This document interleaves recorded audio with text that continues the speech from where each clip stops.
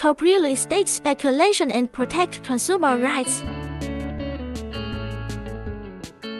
The Ministry of the Interior held a press conference on April 25th to preview the draft sub-law supporting the equalization of land rights regulations. The 5 newly added sub-laws include the permit system for private legal entities to purchase housing. The Ministry of the Interior announces the exemption of private entities from permission in accordance with Articles 79-1, Paragraph 1 of the Equalization of Land Rights Ordinance, the sales contract of pre-sold houses and newly completed houses, the transfer or resale status of sales contracts of pre-sold houses and newly completed regulations on the use of reporting rewards and fines for real estate sales transactions, and registration information reporting cases regarding the permit for private corporations to purchase residential properties. When the regulations were revised,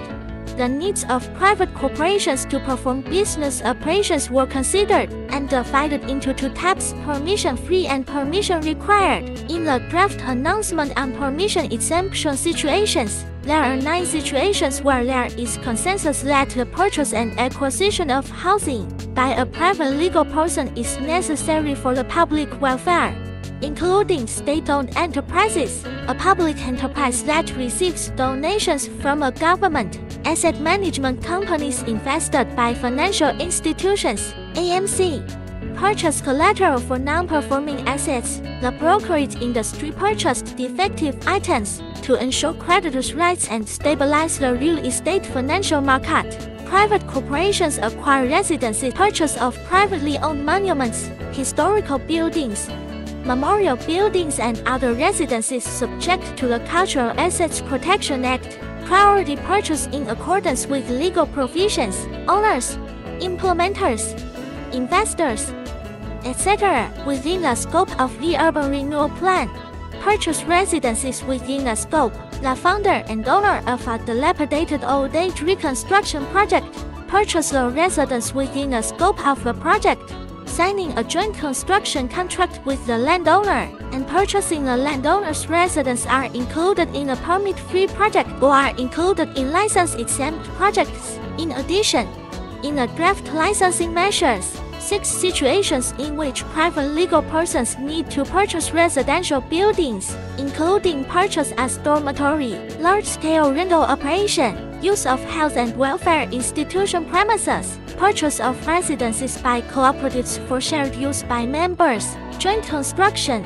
implementation or participation in urban renewal and elderly care, and other uses announced by the Ministry of the Interior. However, the residences obtained with their permission must be subject to a 5-year transfer restriction to avoid being sold for short-term speculation in disguised form. In terms of restricting the exchange and resale of pre-sold houses, the revised law includes 2 drafts: measures for review of assignment or resale and announcement on circumstances allowed for assignment or resale. Among them, the draft announcement on circumstances allowed for assignment or resale includes the 6 types of major accidents. Exceptions apply for approval of contract renewal, involuntary resignation without employment for more than 6 months, suffering from major injuries and illnesses, having to rent another house due to disaster damage, major accidents, the death of the original buyer and the heirs have no intention of retaining it, joint purchase transfer between recipients,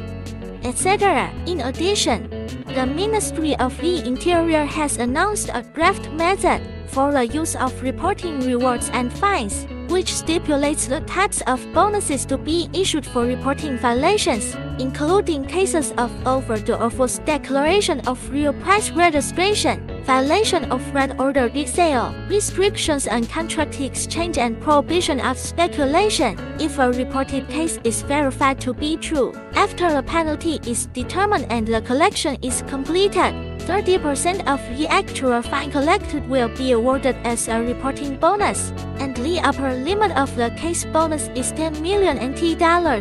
The Ministry of the Interior emphasized that in this revision of the law, real name and specific evidence-based reporting will be adopted, and specific information such as the person, matter, time, place. An object of a violation case must be provided to avoid false reporting that affects the order of market transactions. The contents of the five subrules in this notice will be made public on the Public Policy Online Participation platform. For downloading, querying, and collecting opinions, everyone is welcome to make suggestions. The Land Affairs Office of Dexy District. Taoyuan cares about you.